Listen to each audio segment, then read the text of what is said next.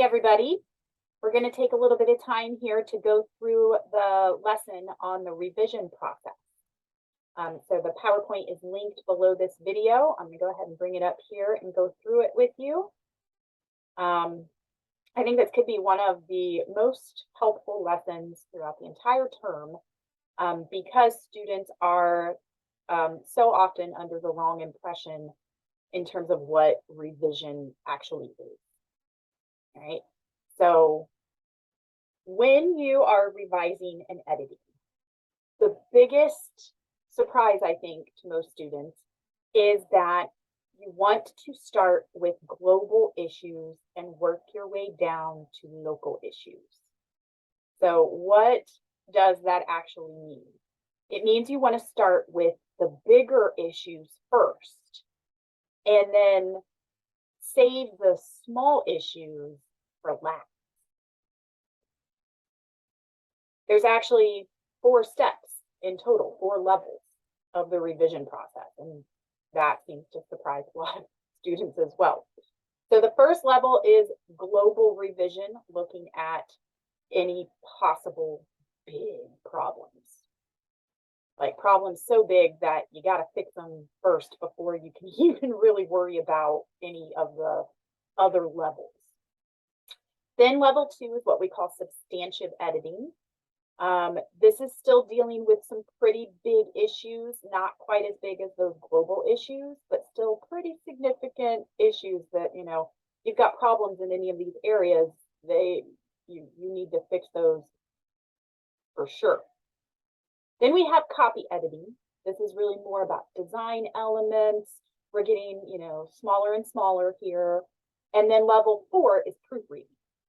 Right, and that's the one that most students think of when they think of revision is they skip all the way to level 4, which is looking for sentence level errors, like sentence fragments and run-ons and comma splices and spelling errors and things like that. But there are 3 other more important levels that you need to work through in this process before you worry about any of those small things. So we're going to take a look at each of these levels in a little more detail so that you have a better idea of what I mean by global big issues and, you know, substantive editing, which is still pretty big. And then what is copy editing, what is proofreading. All right. So level 1, global revision. This is going back to the rhetorical situation that we first discussed in week 1 of the term. So if you remember, the rhetorical situation is really just when you first begin your writing process. It is all of the things you need to think about and have direction on before you really get into the writing at all. So looking at your topic, is my topic focused? And for this particular class, the topics that you were given to choose from, some of the more popular topics allow you to gain your focus a little easier, but that's not always a guarantee. So if you chose what are the causes or effects of nursing burnout, you know, you have to make sure, did I focus on one or the other, causes or effects? If I chose to focus on causes, is it clear which specific causes I'm focusing on? And if I chose effects, is it clear which specific effects I'm focusing on? If I chose the topic, does inadequate nurse staffing put patients at risk? Have I focused on specific risks? Have I focused on something, you know, maybe you took a different approach and you weren't looking at specific risks. Maybe you were looking at understaffing in specific settings, right? Understaffing in nursing homes, understaffing in emergency rooms. You know, do you have, you know, a clear focus with your topic, not just the general topic that you chose from the list in project part 1? Have you successfully developed that topic in the essay? Looking at your angle. Have I said something new about my topic? Have I used my own experience and knowledge to develop the ideas in a way that lets my voice be heard?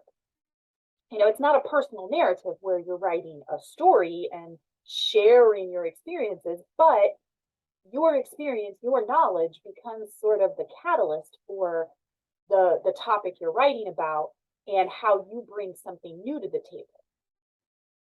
Is your purpose clear? Is it clear why you chose this topic and developed it the way you have?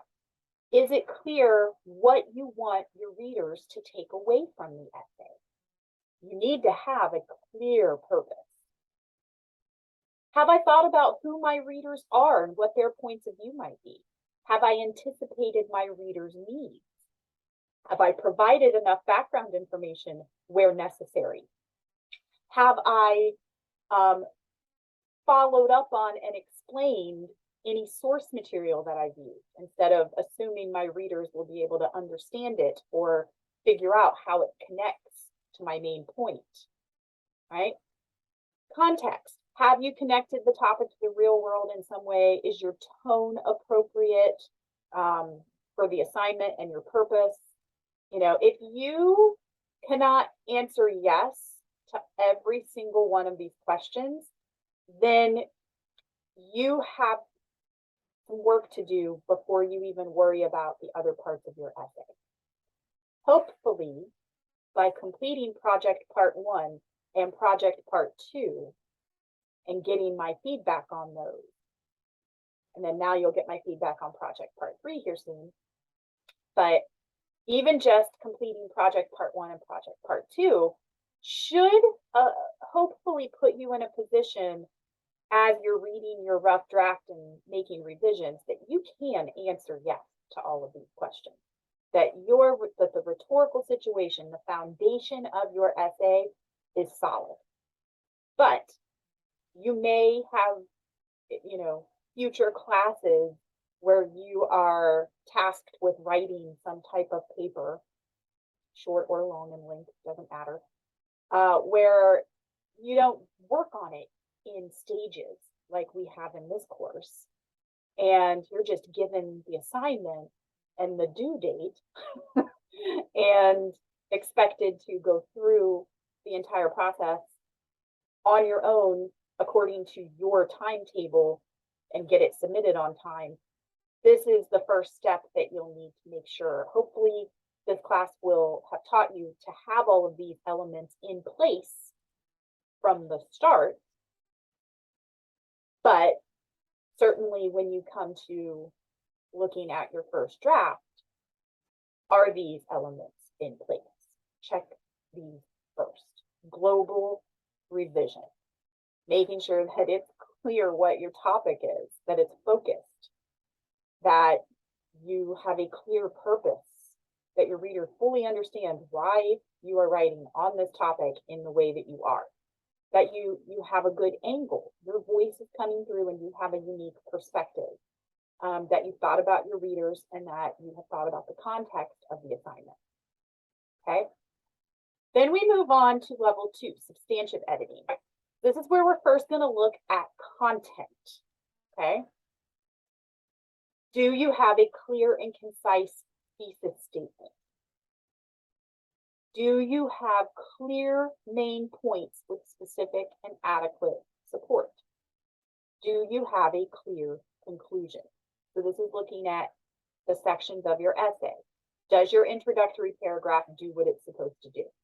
Does it grab the reader's attention? Does it lead into your topic? And does that paragraph end with a clearly stated thesis statement that lists your main points and tells your reader exactly what to expect in the rest of the essay? Do the body paragraphs of your essay follow through on that plan that you stated in the thesis statement?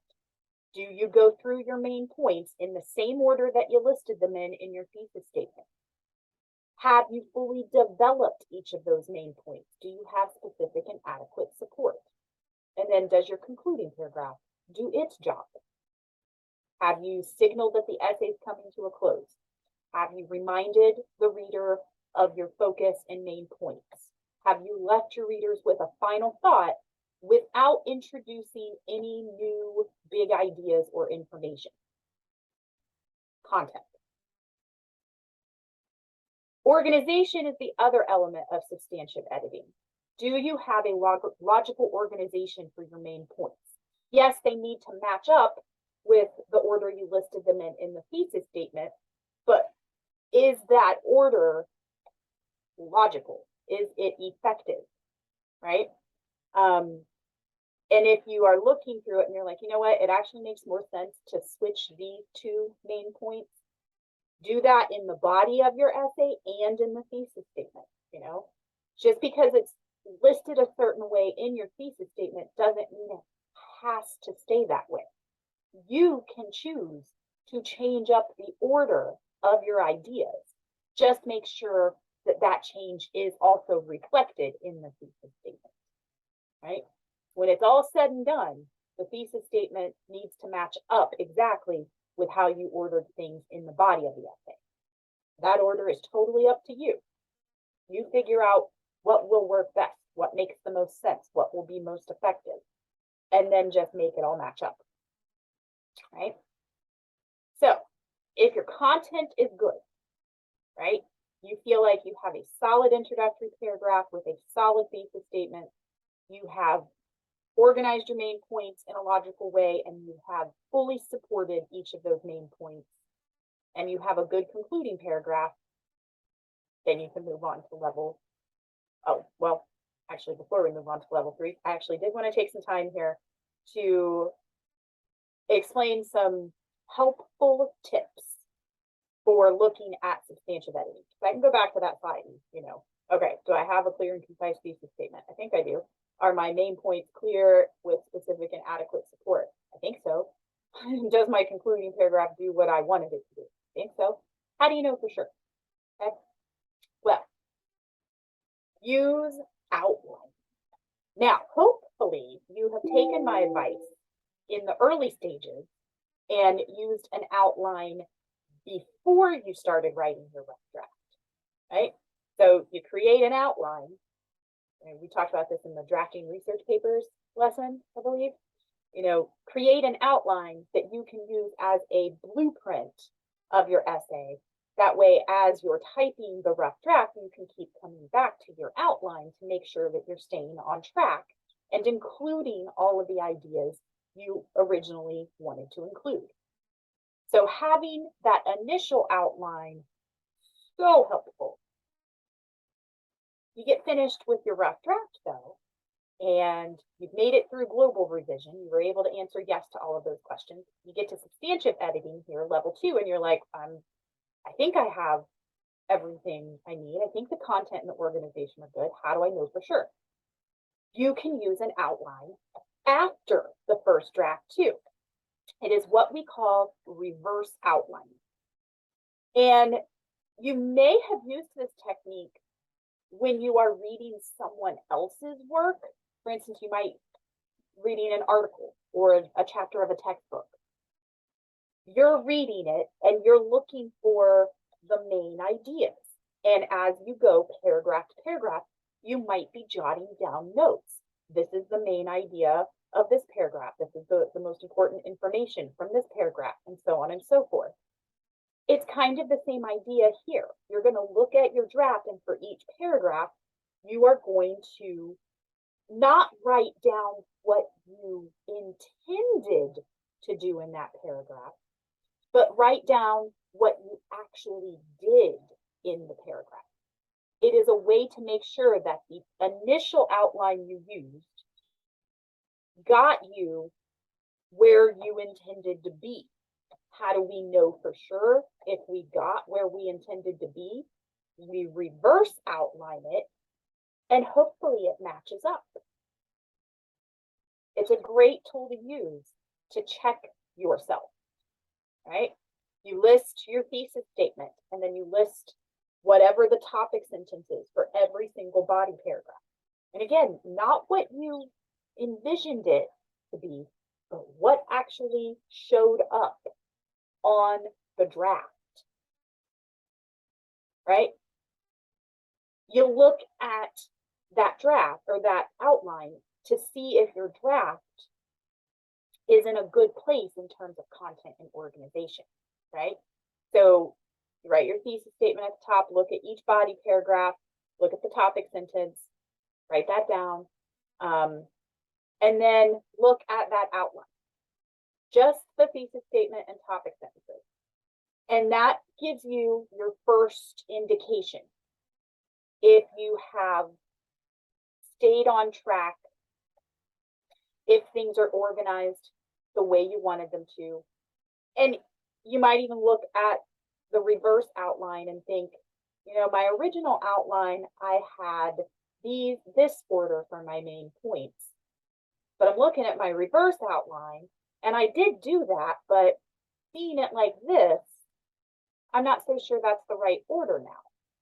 So it can help you see what is actually present in the draft itself, and to not only make sure that you have accomplished everything you set out to, but it's a way to double check if you have, you know, developed it in a logical way, right?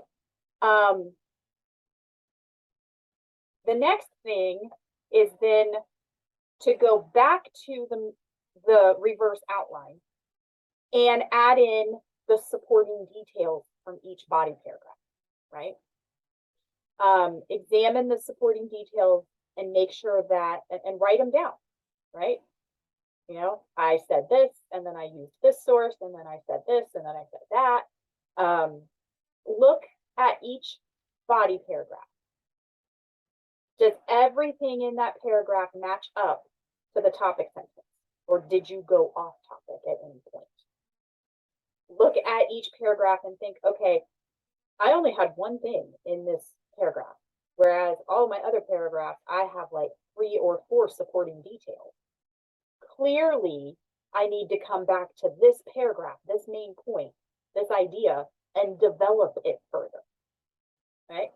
Or look, I have 3 or 4 supporting details for this paragraph, 3 or 4 supporting details for this paragraph, and like 10 supporting details for this paragraph.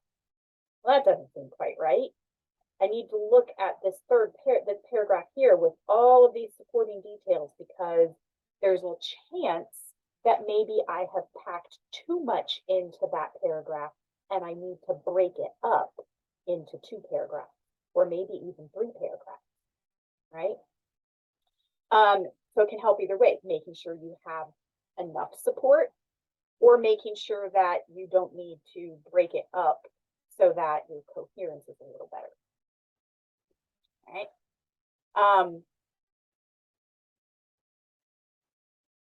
So you want to make sure that you are looking at not only what you need to add and possibly take away, but also what you do need to rearrange.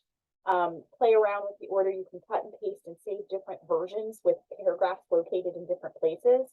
You can even cut and paste sentences and move them around in the paragraph. But the main thing you want to think about when you're looking at your draft and your reverse outline is logic and emphasis, right? So think about arranging your main points in a specific way. There needs to be a distinct reason why you have ordered your main points the way you have. Remember, do you want to go from negative to positive? Do you want to go from the best idea to the least important idea? I would suggest doing it the other way. We tend to remember most what we read last. So we typically want to save the best for last, right? But whatever method you use, there should be a reason behind it. Not just this is the order I thought of these main points in. No, what is the best way to order them for an essay, right? I've included here 2 links to YouTube videos that go into reverse outlining a little more. I thought about including them and going through this process myself. But I thought I would just leave these YouTube video links here instead, so that it's your choice if you want to go look at how these people use reverse outlining. I think it's super helpful. They're not terribly long videos. I think both are less than 10 minutes. The first one here is she doesn't do the whole essay. Instead, she looks just at the introductory paragraph. And she shows you how to reverse outline it and how to use that reverse outline to then make revisions to the paragraph. The second one is looking at a whole essay. And I gotta say, it's a really impressive video considering how short it is. Actually, it might be a little more than 10 minutes.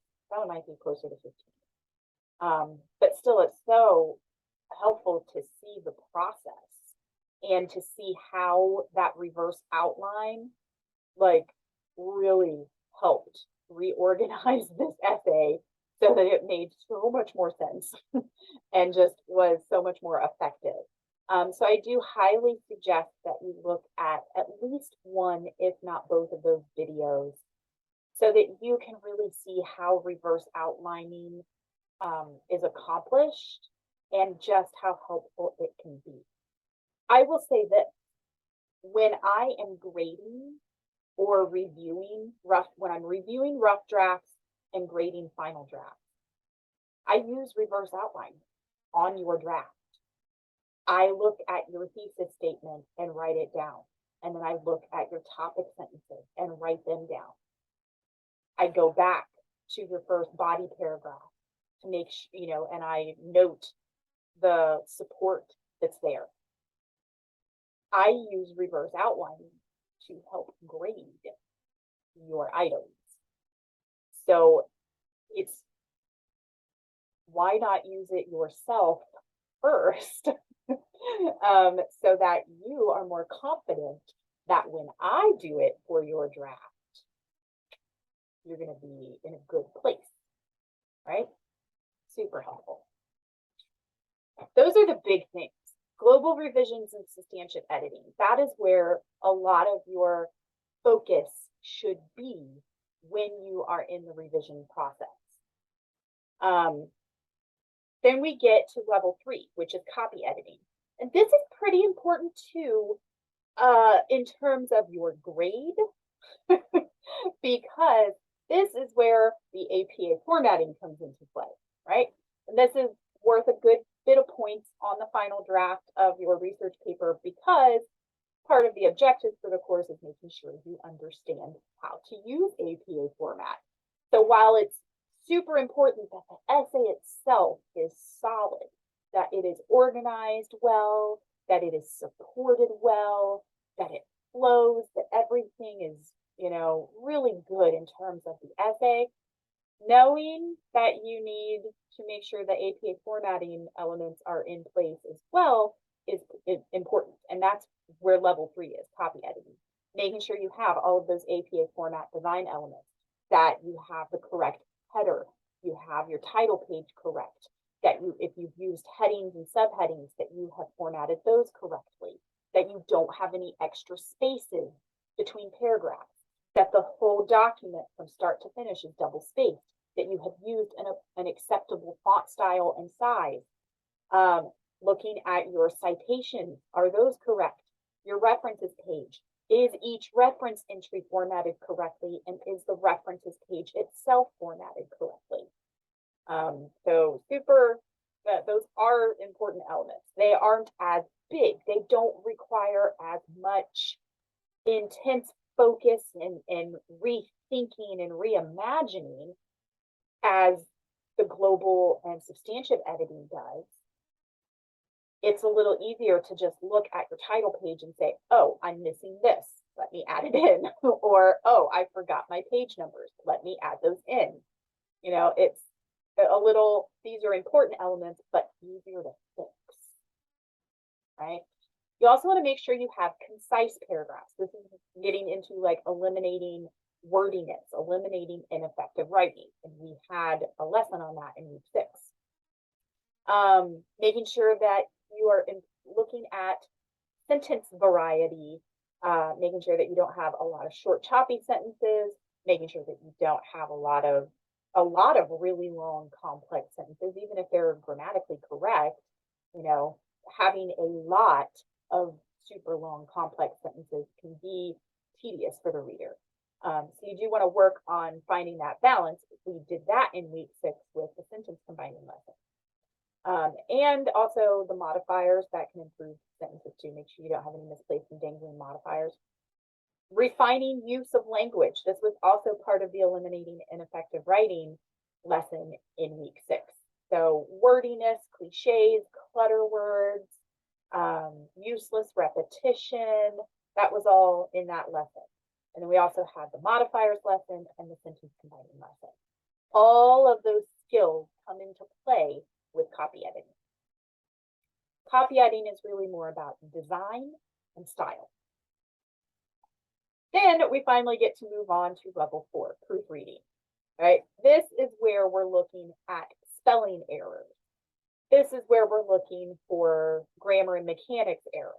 And remember, spelling, you know, you're probably using like Microsoft Word or Google Docs or something like that, where there's a built-in spell checker, but it doesn't always catch errors because you have to think about, you know, words that are spelled correctly but are not the right word.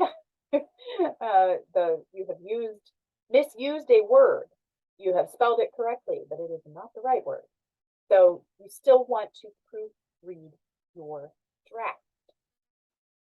You want to look for these small errors. One way to do that is reading it out loud. Another way is to read it backwards. And that can mean going from literally the last sentence of the essay and working your way backwards to the first sentence. It could mean looking at your introductory paragraph first, but reading that paragraph backwards, sentence by sentence. If we don't have the context of what came before it and knowing what's going to come after it, it kind of tricks our brain into seeing that sentence like it's the very first time. And so we are a little more able to spot the grammar and mechanics errors. I would also say read a hard copy of your work. If you're able to print it, that seems to be a helpful tool as well for proofreading. I'm not sure why, but it seems like we are, again, it's a little more helpful to read it on paper and notice errors than it is for us to see the errors when we're reading it off a screen. You could also have someone else look at it for you. No, you know, not everyone is going to become, you know, masters at grammar and mechanics. And if you know that that's not a strong suit of yours, certainly try to find the errors on your own, but don't hesitate to let someone else proofread it for you. But don't do that until you have gone through the first 3 levels of the revision process. Again, do not worry about any of these things under proofreading until the very end. It should literally be the last thing you do before you submit. Right?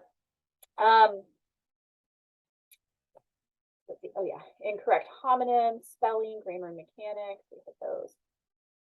And then the last part of the revision process that you may or may not engage in is peer review.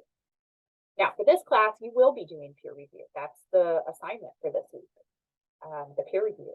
And your discussion for this week also involves the idea of peer review. And I'm actually kind of hoping that everyone starts on the discussion before they start on the peer review assignment. Kind of makes a little more sense when you do the discussion first and then the peer review assignment, but it's fine either way. But really what we're learning about this week is why peer reviews are useful, even though some of you may have done them in the past and they were not so useful. There are ways to make sure they're more useful than not. And sadly, I think in a lot of English classes, those steps aren't taken. Those steps aren't in place to ensure that something useful can come out of the peer review. So you want to look at the peer review from two angles. First, as the author, you wrote this draft and one of your classmates is going to read it and give you feedback on it. But first of all, that can be terrifying. It really can. And I understand that, but you just have to trust that your classmates are in the same exact position you are. You guys are all in the same boat. And yes, some will have more skill at one thing than you do, but you might have more skill at another thing than they do. But still, essentially you guys are all in the same boat here. So try to not have so much anxiety over that element. That's simply the anxiety that comes when you know someone else is going to read your work, that a peer is going to read it. Right? So get that off the table first. Get that out of the way. Then you want to try to think about what kind of help do you want? What are you interested in hearing from them? Like, are you worried that your topic isn't focused? Are you worried that your main points aren't ordered in a good way? Are you worried that you don't have enough support for one of your main points? Are you worried that your citations aren't correct? Are you worried that you didn't use good source material? And that maybe you should have chosen something more relevant from your source, just whatever it might be. And you want to, you can ask your classmate questions too about your draft, like, ask them about those elements. Now, I would take a look at the peer review sheet first, because I actually do ask, you have to answer a lot of questions on the peer review worksheet. So it's very possible that the questions you want answered by your classmate when they're reading your draft, they're gonna have to answer anyway because I put them on the peer review sheet. All right. But this, just in general, even if this is like, down the road in a future class and you are writing something and you want someone to look it over for you, whether it's someone in your class or a friend or family member, give them specific questions to answer. Give them direction, how they can most help you. Don't just say, hey, can you read this and let me know if it's okay? Especially if it's not someone who is in your class, what are they going to say? They don't know. So what are they really going to give back to you other than, oh, well, you've got some run-on sentences here? Because that's the only thing they're confident in telling you. So give them specific things to look at. Very helpful. Encourage them to be honest, and hopefully they're respectful in their honesty, but try not to get defensive either way. If they're trying to help you, hopefully. And then when you get their feedback, just keep in mind that you can then assess their feedback. Like, they're telling me that this main point was confusing or that I didn't give enough support, but I'm reading it and I really got to say, I think I'm okay. I think I did pretty good here. You can always get a second opinion as well, but ultimately the decision is yours, especially when it's coming from a peer review or just any type of review that's not me, not your instructor. Okay. The flip side of that is when you are the reader. You are reading your classmate's paper and having to provide feedback on it. The first thing that students typically feel is unqualified. They feel like they can't be helpful, that they don't know what they're talking about. And first thing you have to realize is you're not giving a grade on this paper. You're not in charge of grading it and assessing it. You're just trying to be helpful as much as possible before it gets to the grading portion. I'm the one who grades it and assesses it. You are not judging their paper in any way, shape, or form. You are not evaluating it in any way, shape, or form.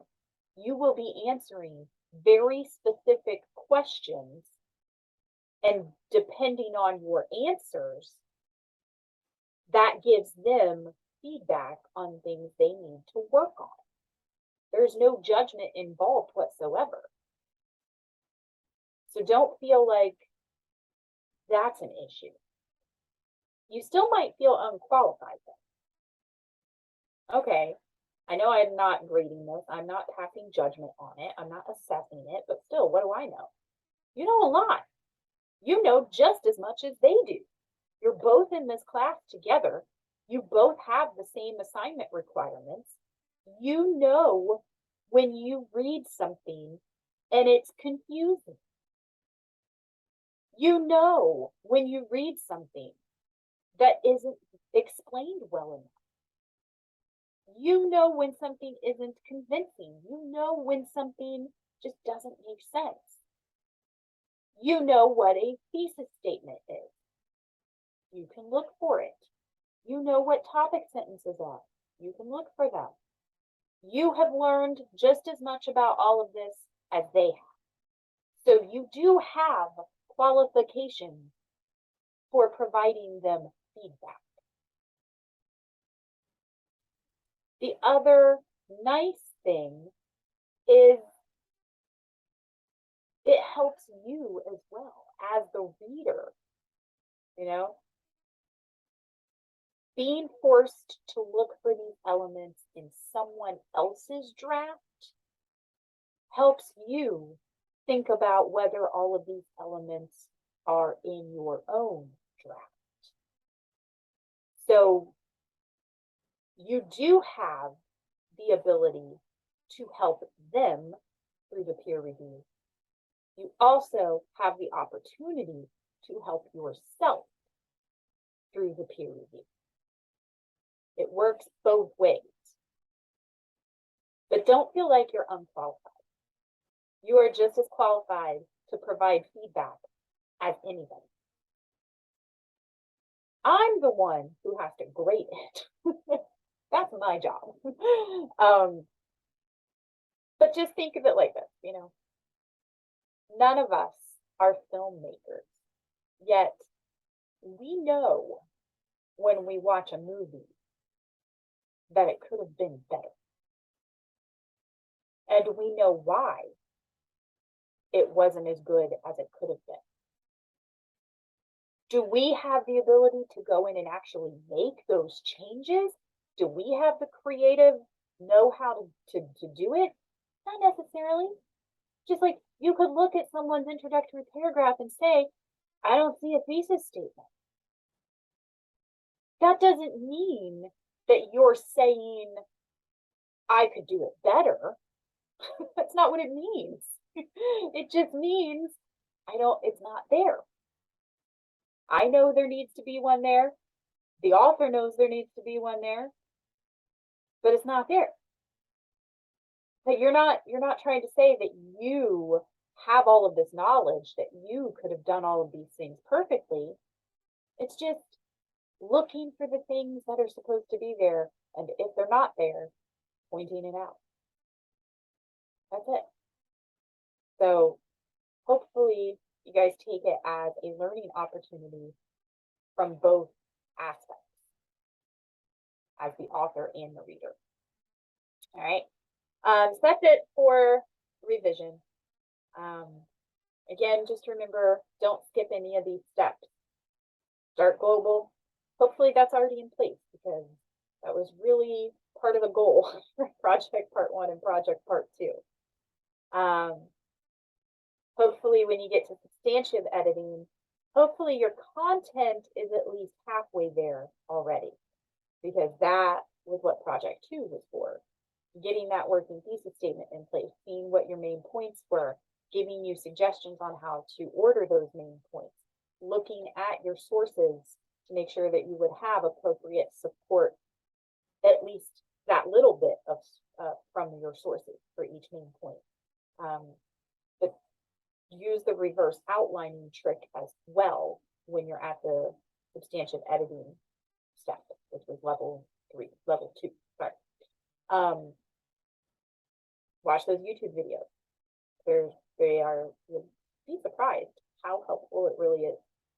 Copy editing, go back to the APA Basics APA Format Basics lesson and remind yourself of what all of that needs to be, go back to the lessons in week 6 so that, you know, you've got good quality style to your writing. And then proofreading, the other lessons in week 6, maybe have someone else, you know, assist you with the proofread. And then for the peer review, and by the way, the peer review doesn't even ask you to look at level 4 stuff. There are no questions on the peer review worksheet that ask you to look for spelling, grammar, or mechanics errors. It's all level 1 and level 2 stuff for the most part. But don't skip any of those steps. Do yourself a big favor by starting with global revision and working your way through proofreading, and know that you are qualified to engage in a peer review with a classmate. Also know that you will be asked to look at and for very specific things when you do the peer review. This isn't just an open-ended, hey, what do you think is really good about this draft, and what do you think needs to be worked on? No, it is a step-by-step. You'll see when you get to the assignment. It's very direct. Okay. If you have any questions about revision, both when you are doing the peer review assignment or looking at your own draft and trying to revise it, especially once you get my feedback, don't hesitate to reach out. Okay. Otherwise, you are free to go ahead and move on.